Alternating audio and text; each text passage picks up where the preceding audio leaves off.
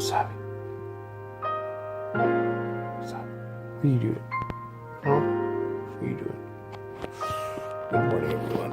Ooh, it's a little later than that. It's one of those things where you set your alarm, you hit it, you're like, 5 more minutes won't hurt. And then it became an hour and a half later. So I'm gonna jump up and get things started. Damn. I'm a little behind right now. I need to get going.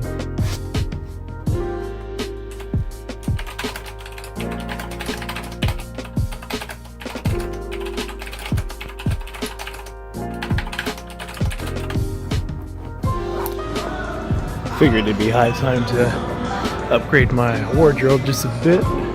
Looking for tanks mainly.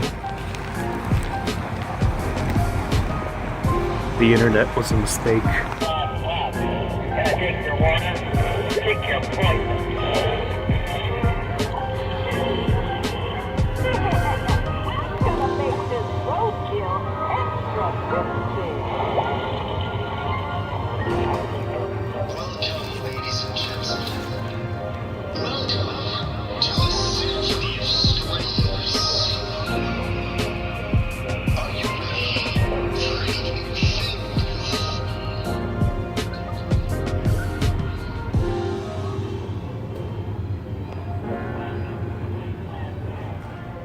This right here is so perfect for my fake scientist aesthetic.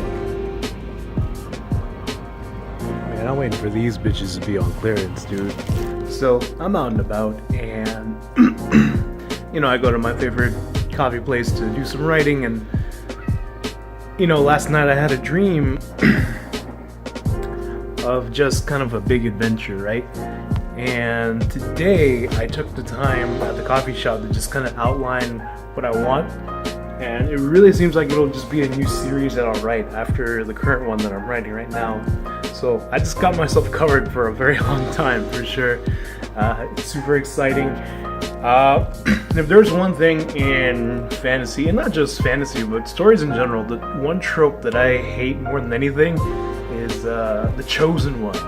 Because I feel like it cuts out a lot of the relatability of a character. And you can argue like stories that do it well, it's just that it's not for me.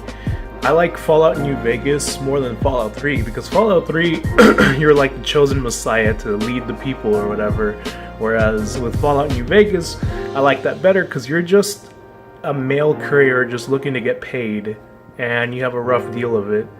And I like how with New Vegas you have the option to, either save everyone, enslave everyone, or just kind of do things on your own. And that's kind of how I've always kind of approached these types of fantasy stories, is like, not from the perspective of the chosen one. Like, if I was to write a fantasy story, it's going to focus on the farmer who is fed up, saves up money to buy a sword, and goes adventuring on his own, And maybe it's just because how I was raised, because I grew up poor, and I never grew up in prestige or privilege. So, when someone is selected by a higher power, like, I just can't relate to it. Like, I just don't feel that, And that's why I like to write stories where the characters are focused are like farmers, people who like working menial jobs, people who are poor. Like, those are the kind of characters that I kind of stand behind more so than like a prince or a noble of sorts. So, I mean, no offense to any writers out there, but if your story has like a guy who is high up in the government chain, or is a noble, or is the chosen one, more than likely I'm not gonna read it. I'm just being honest. I don't know what to tell you. But if you have a guy who starts from zero and like busts his ass to get to the point where he earns the spot of main character, yeah. I think that's why I like My Hero Academia so much, is that the main character is just working so hard, and I relate to that super, super hard. So one day I'll get over this cold. For right now, I just came home just to change because I'm going to the gym right now.